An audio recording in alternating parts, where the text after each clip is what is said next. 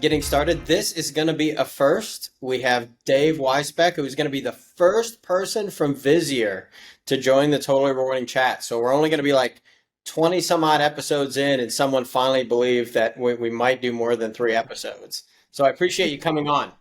You're from Visier though, so you don't count. But I guess you said joining, so that's fair.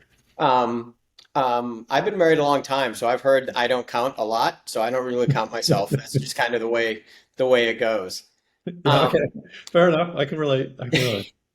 the first thing is just so I don't screw up your bio. Yeah. Give us what you're doing now and kind of how you got there. Yeah. So a bit of an intro. Who am I and why should anybody care what I say? Yeah. Well, I'm not certain I can answer the second part of that, but I can at least tell you who I am. So Dave Weisbeck, Chief Strategy Officer here at Visier. I often joke that's a bit of a title that doesn't mean much to people. But maybe the more important thing is I go back to the beginning of Visier. So for almost 14 years now, I've been trying to figure out how to help people to make smarter decisions about people by bringing more data to those decisions. That also pairs for me what really my whole career has been about.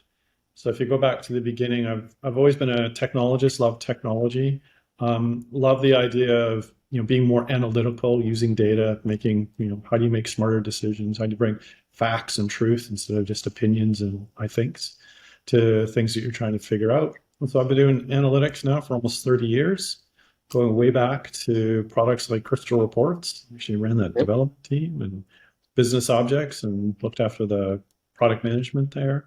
And then SAP after that. And now Visier, I decided I really wanted to do is help people to make the most difficult types of decisions better, which is decisions about people.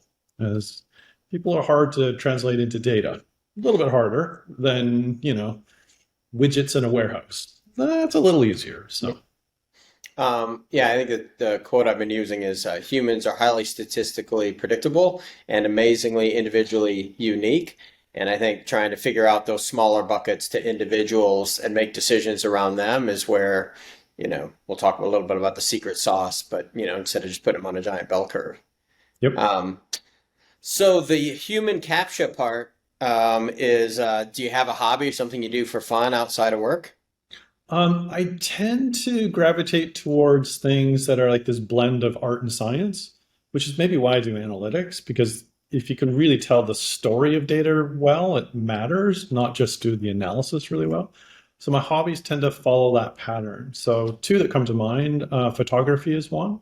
There's a lot of like science to, you know, balancing shutter speeds. I do something called long exposures, which nobody knows what that is, but I take photos where you open the shutter for 8 minutes, which can have some really cool effects. And the other one is cooking, actually, which is the similar type of idea that you really need to understand how it all works and the Maillard reaction, which is how you caramelize things. So there's a science piece, but then there's an art piece because ultimately you want it to look good on the plate and taste good in your mouth. So, It's interesting. So you solved it by doing all that work. I just married an Italian and checked a box. That's how you, I you solve take the solve that problem in a totally different way. yeah, you Yeah, take the seating path. I got it. Got yeah, it. I cheated. Yeah, I won't lie. But that's a whole nother episode of how far I married up and or how far she married down. Yeah, But it's a whole that's definitely season one. more than an episode. Yeah, sure. The speed round. All right, Okay, you ready? Are you coffee or tea? coffee, Um, number espresso to one, be clear. Actually, what? I'm gonna break your speed round. Espresso to be clear. Uh, Okay, okay. That's fair. We've had a couple people go exactly what type of coffee, which just proves you're a coffee drinker. yep. Um, number one, if you had to analytic for companies to look at. Number one analytic. Oh, geez. Oh, number one. That's tough for you because you want to weigh them all in your head. I can smell the smoke from out here. Yeah, I mean, ultimately it boils down to there are some meta metrics, and I'm trying to think of what is my favorite one. Um, One of them is, and unfortunately they often are in the financial realm when they tend to get to these meta metrics that try to capture the idea of is the is the business functioning really well. So you get things like what is your total cost to serve your customers, which has a people element because people do a tremendous amount of that work, but it might have a technology element. Doesn't work so well in certain industries, resources, your but those metrics tend to be the ones I would gravitate towards. That they can tell one metric can tell 10 stories. Those tend to be my favorite. So I should have gone with more, favorite exposure length, or something. But yeah, you prefer a posh weekend away or like a in the woods true camping weekend? I am a Canadian born and raised in what's known as the Pacific Northwest, and camping is a way of life here. I've never been camping, so um, I That's a love whole nother topic we're gonna have to talk about. So, yeah, okay. like give me a cabin. So give me some place that I can have like a lovely fireplace. I'm much happier. So it doesn't need to be posh at all. Like I don't need that. I actually don't like that too much. But oddly, I find that sometimes too stressful. So I like it simple, but I don't want a tent. Okay. Okay. I like that you own it. iPhone or Android? iPhone. Okay.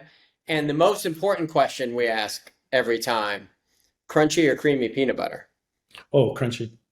My whole life I've been creamy, but I realized that I like I don't have much of a sweet tooth, so I can say no to candy any day of the week, like no problem. But chocolate and nuts, when you put those two together, somehow it's just like magic. And I realized almost all of the chocolate and nut things I liked, it's never smooth nut. It's always crunchy, right? It's full nut or it's Peanut like butter cup. peanut butter cup might be the one exception, to be fair. And so I like maybe I should try crunchy peanut butter. As soon as I did, I went, I like that better. So Okay. I'm a Well, there's recent, also Nutella, which is, also a super health food, right? yeah. But you take Nutella and then you cover it in like ground up peanuts or something like that, and like or hazelnuts, and it's like Okay. that's a Ferrero Rocher if you do the hazelnuts. So Okay. That was the just so you know, you're the winner so far of the slowest speed round. So um, yeah, I fully expected that. yeah, yeah. So Do I let's get a dive prize in. for that? Huh? I don't know. I don't know. We'll have to figure out if there's a prize. There might be something for you.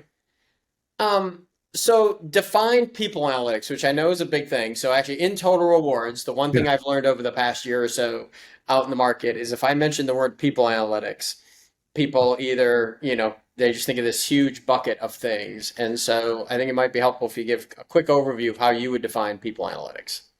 Yeah, if I start with kind of like purpose and goal, I would define people analytics as the pursuit of improving how your business operates, functions, whatever you would hold out as the measures of success for your business, through the smarter decisions you make about people.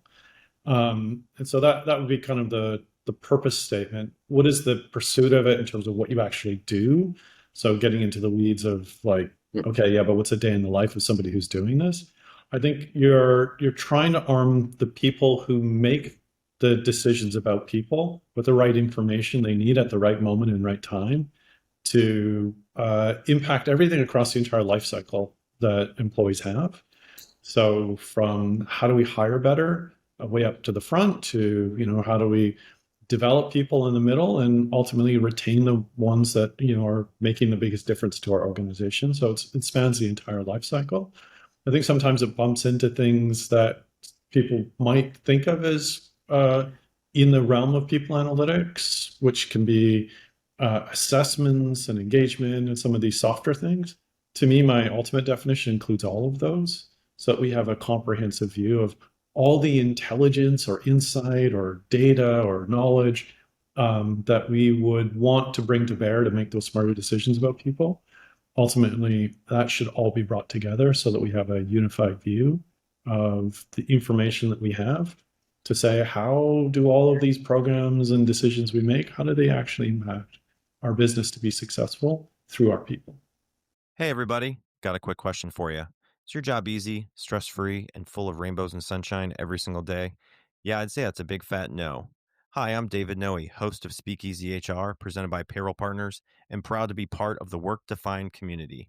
Take a step down into my Speakeasy live on LinkedIn and YouTube, where we tackle HR and business challenges through raw, uncut, unfiltered conversations.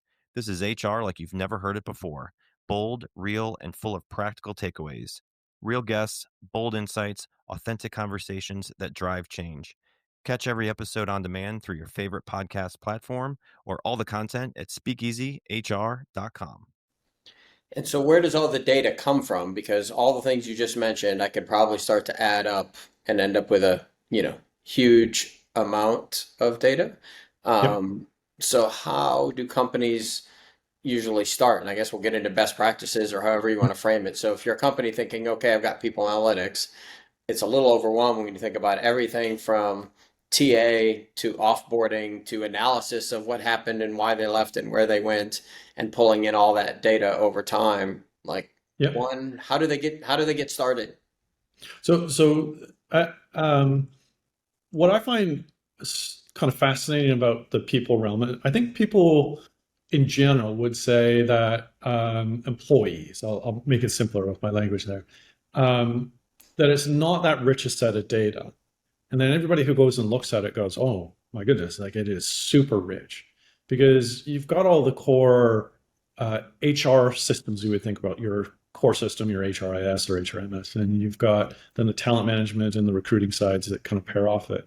But when you really look at it in big picture, you realize a lot of the systems that are the business operation systems also hold data on people because it's people who will service things and sell things. And so all of that is actually people data. So it's this really expansive set. So then it boils down to your actual question, which is, okay, so then where do you start? We advocate a methodology called the path. Without going too far into the weeds on that, the idea is that you really want to start with something that gets the core of the people in your organization, all the employees, and the changes in them. One of the things that makes people data really tricky is people change at a much higher rate than, say, customer data. And so, because people have careers and aspirations and they go on leaves and they change jobs and they do tons of things. And so it is constantly in flux. So you really want to get a handle on the core of who you all have and what roles and departments and all the rest they're in, and how's that changing.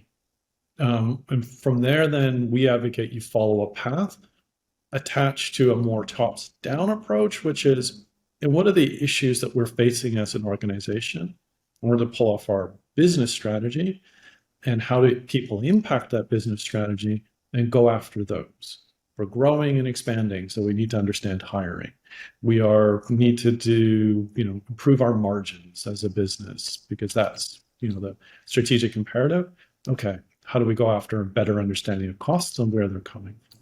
And so you can take different paths based on what the business imperatives are.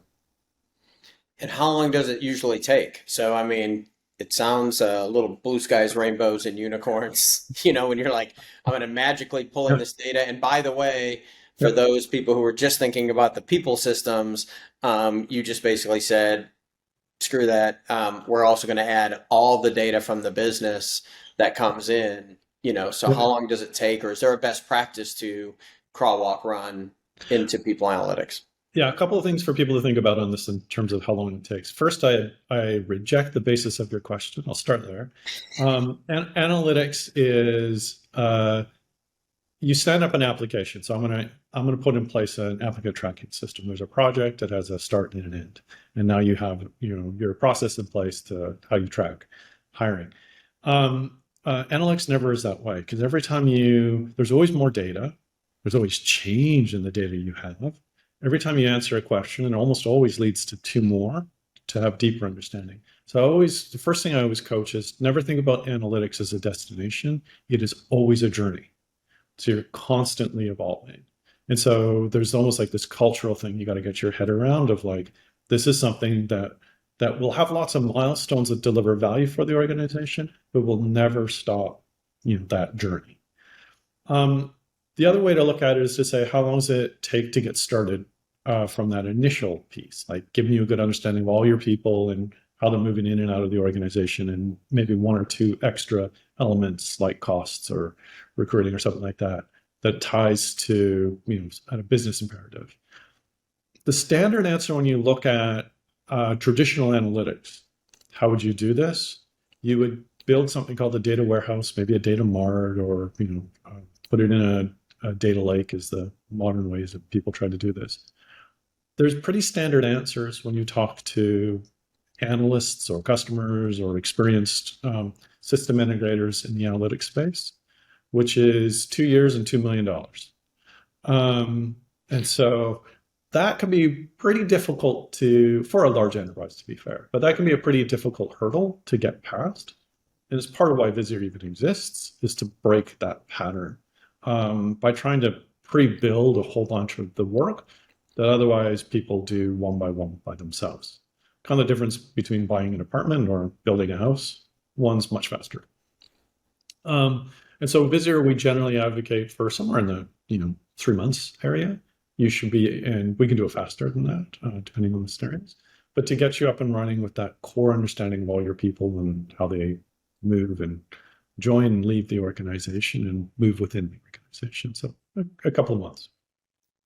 And when they're going through that, are there a set of best practices when they're getting themselves ready and when they're kind of starting through to make sure, make sure that things go well? Because obviously they're taking a leap into people analytics, which is new. And so they're delivering value. Yeah, a couple of things to, one, everybody says their data is worse than everybody else's, which I always find is statistically can't be true. So I always find that one a little bit of a odd expression, that everybody believes theirs is worse than everybody else's. And so the first practice I would advocate is everybody thinks you should clean up your data, then do analytics. No. You have to do it the other way. The only way you get clean data is through analytics.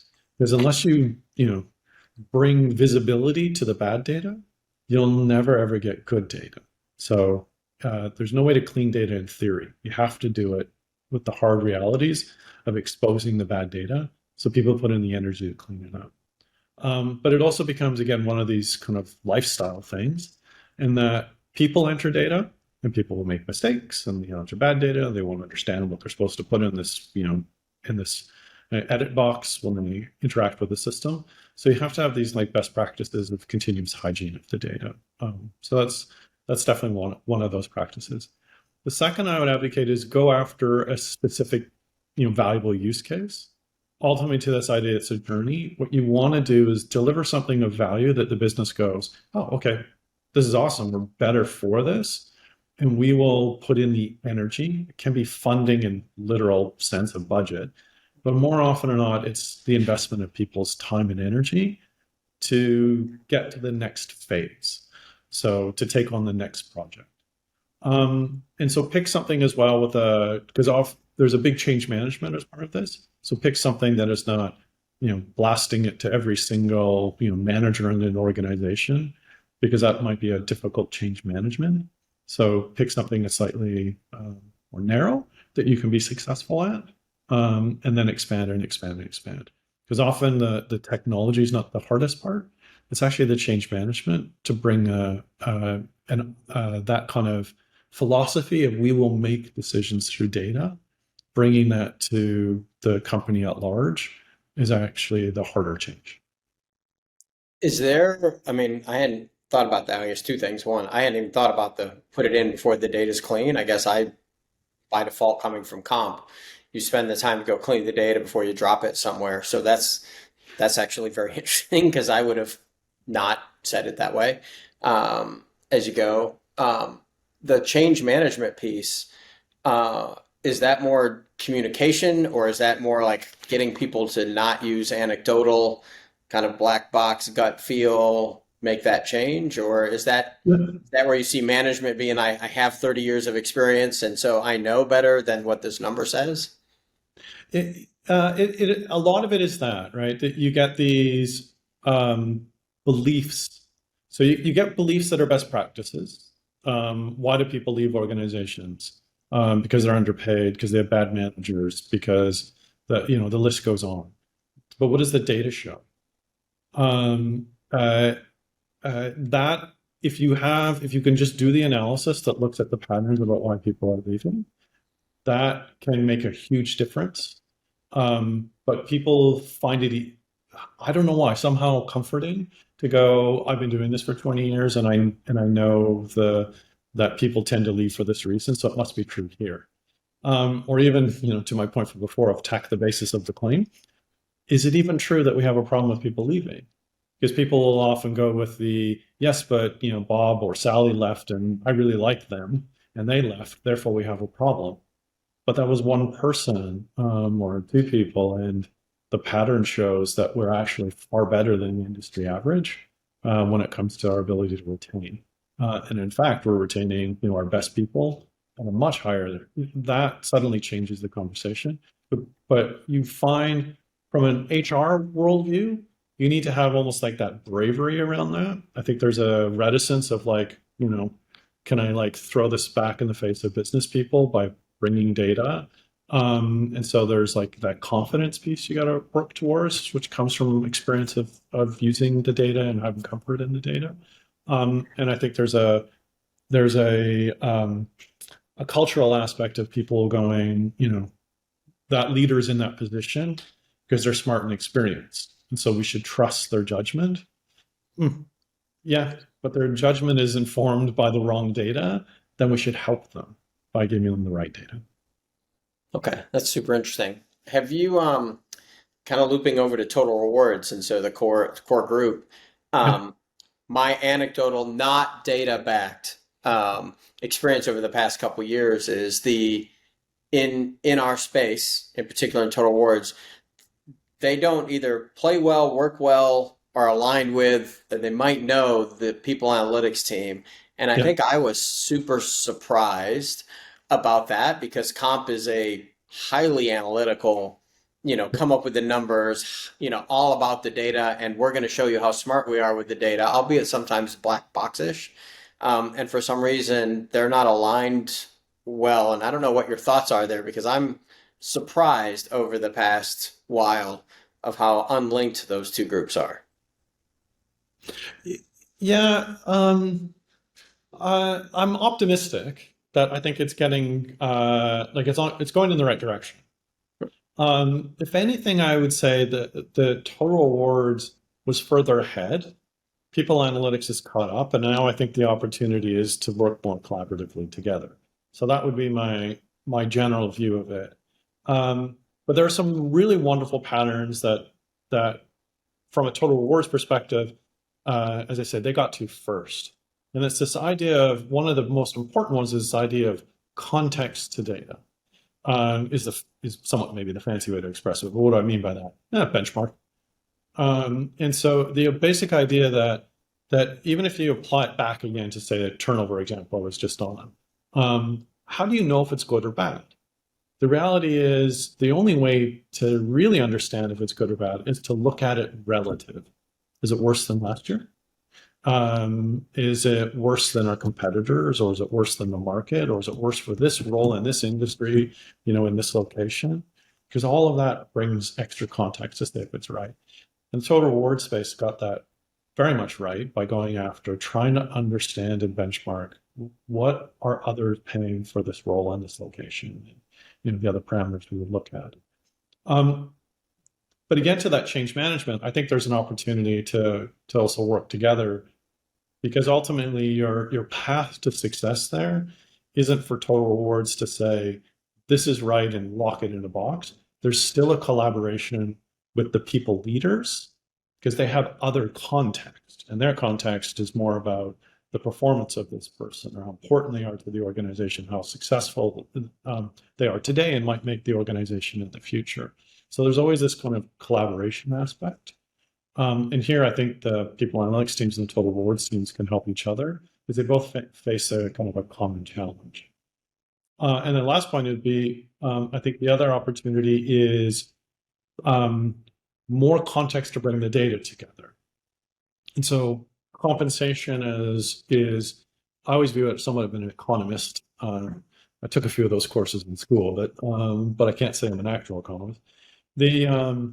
but I bring that mindset to think about compensation as an incentive structure. And then, now you want to bring that together with the larger view of the person that we might be able to get from the people analysis perspective and say, okay, how do we bring these two worlds together that can help each other? You get better insight into what you're trying to understand about how people are impacting the business when you bring that view in, but you can also make smarter decisions about getting comp right when you bring that larger context in so they can mutually help each other. Yeah, I think, I mean, I agree with all that. I think I'll just add, I think there's this, it could be really good, and I think it also freaks people out in comp, Mm-hmm. the ability to go back and check your work. So you have a hypothesis on Yeah. what changes we make in pay or structure or benefits or LTIP programs, and then they always assume they're right. And so the ability to kind of aim, fire, aim, fire, aim, fire is now here if you tie all the analytics together and or maximize our budget. But you have to have this kind of unwillingness or willingness to say I was wrong. And in the past, comp was a black box. So I think there's been a lot of shift over them where people analytics is kind of new. Comp Yeah. was always like, we're right, and you don't get to see the data. And if you're of my age, I won't ask your age, but if you're of my age, you remember there was a point which you couldn't even ask legally in the company what someone else made, and HR would just tell you this is a number and you'll like it thing. And that's now changed to data's out there and it's there, and you have to admit, like, actually, we didn't do this right. We thought we were going to pay here and people left, or people didn't do this or didn't have the behavior, and now they have to do that. And so I think there's huge opportunity with real-time analytics to make changes on the fly to comp programs to better align to business and pull in other data. But they also have to get over the fact that we had a theory, we were kind of right, but we were kind of wrong in these areas, and adjust. Yeah, and that's a pretty normal cycle, right? So it's not really a negative, right? In terms of wrong, we're just more right now. Yeah. Because you're constantly learning and evolving with these things. And even the programs that we think about in compensation have shifted and changed over time. Tech industry started with the stock options ideas and then moved to RSUs and now there's a blend of multiple.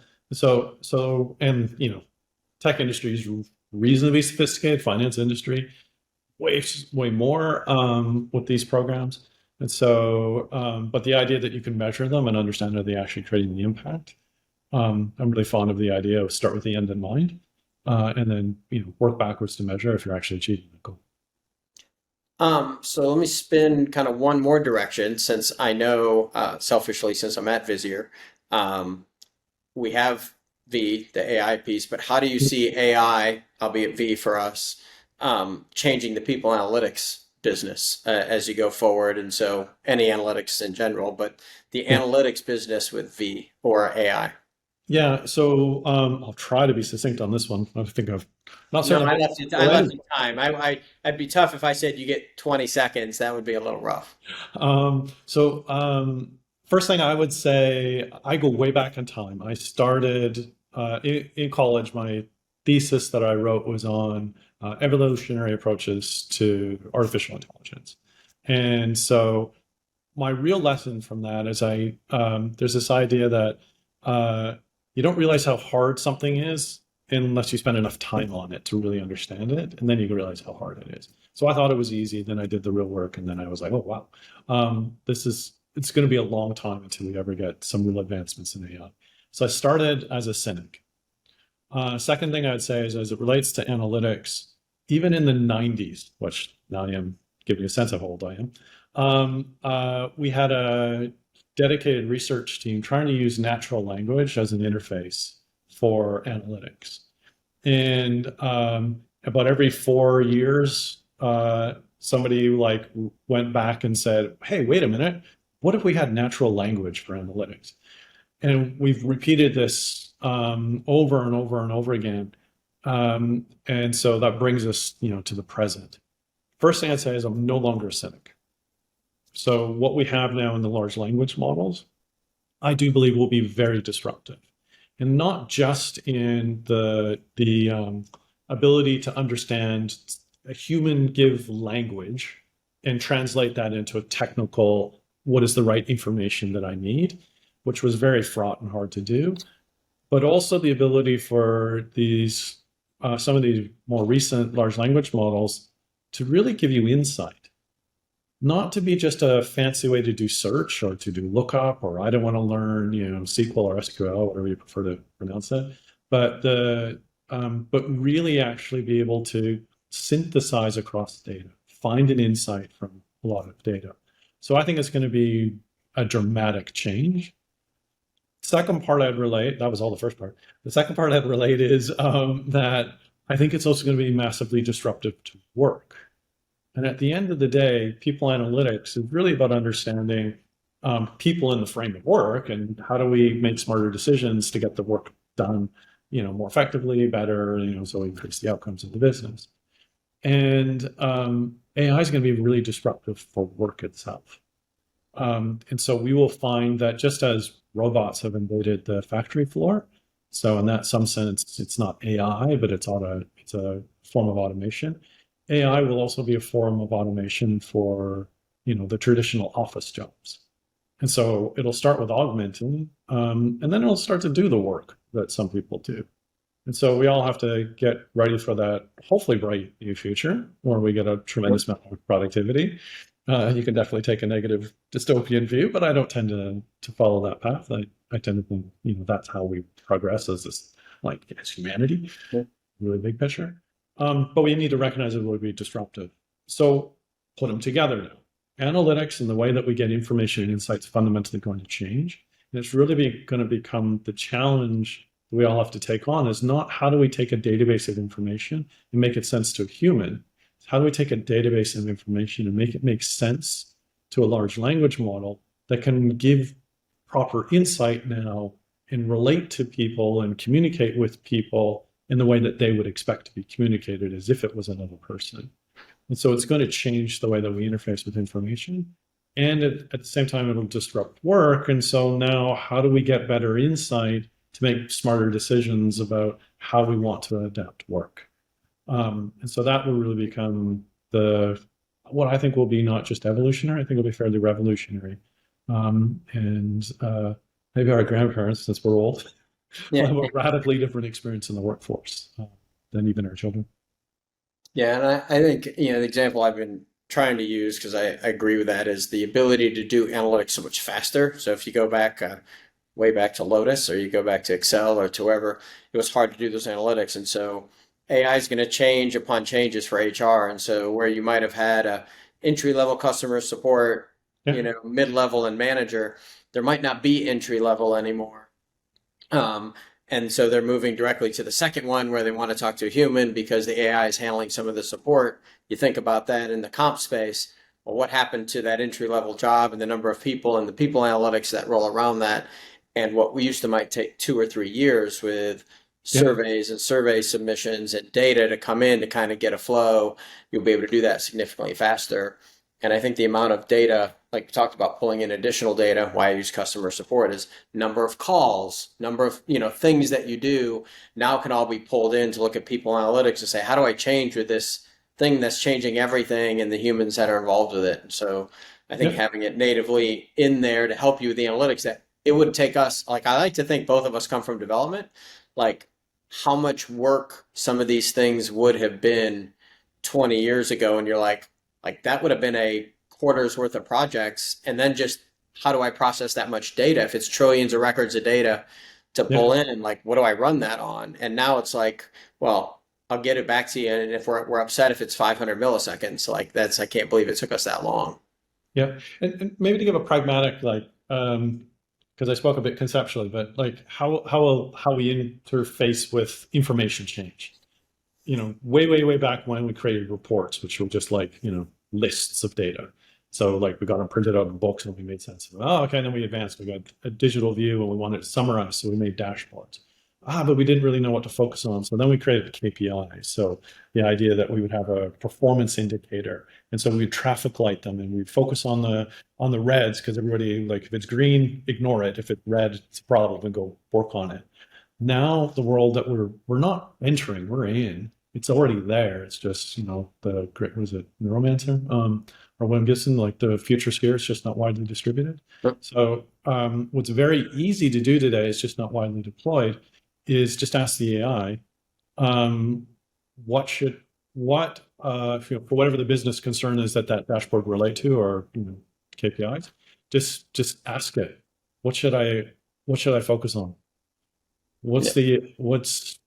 What are the issues that I should spend time on? What are the levers that move this number, which, again, used to would take a lot of modeling, putting in Yeah. different places and making changes. It's that quick now. And I think I Yeah. fundamentally think in people analytics and in total wars in particular, it's going to truly allow them to come up with more strategy. In fact, my answer has been, I apologize for those of us in dev that are kind of creating this world for you, because what used to be your strategy, what you could build as a strategy was limited by technology, so you didn't have to think that hard. You actually have to do a lot of thinking now, creatively and strategically, to come up with a cool strategy, because we're going to give you a lot of analytics Yeah. around what changes the business. Yeah, and in the total reward space, like you would ask once the systems are plumbed in, right? As I said, it's not widely distributed just as yet. The question, maybe we want to pay for a performance culture where, what are the issues that are stopping us from achieving that? It's not the dashboard, it's not the report, it's not the sea of data that you're combing through. You ask the system to tell you the answer. So it's a little bit Star Trek, computer, That's but better. I come up with Skynet, but that doesn't go so well. So yeah, Skynet's a little dystopian, but yeah. yeah,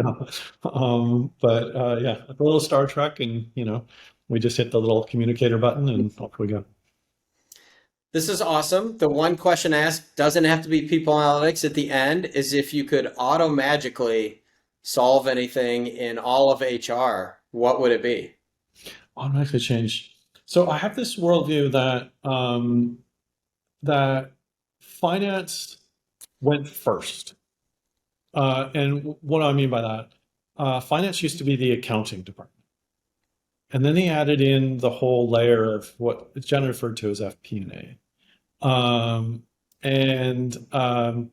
so they became very important for the overall like planning of the business.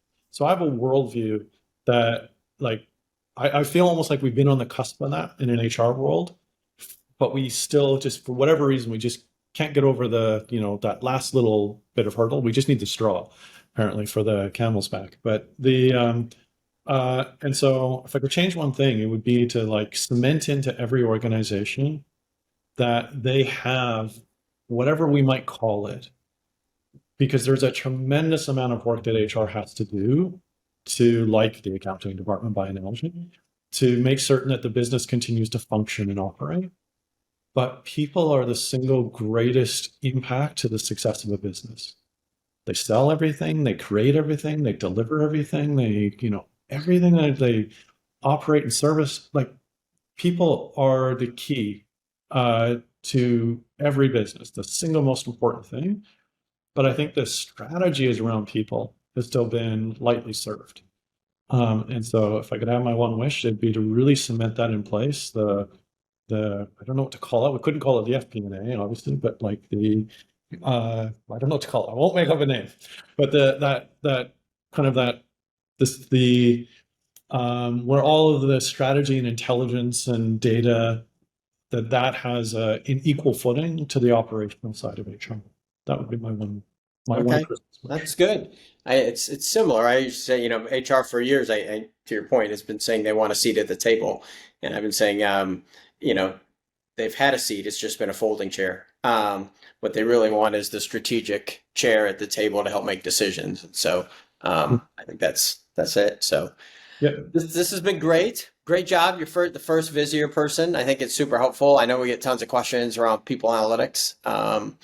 So I think this gives us a great start, and really appreciate you taking time out of your schedule too. So although it was easier to book with you than others, I could see it was harder for you to hide. Yeah, exactly. No, yeah. So Well, for everyone, hopefully helpful to everyone. Hopefully enjoyable, and listen in for people, and yeah, hopefully get some good feedback. And happy to come back if it would be viable to do so in the future. Awesome. And so for everyone else, follow follow on Work Defined, follow on our site, YouTube site, or the blog, and we will look for you next time.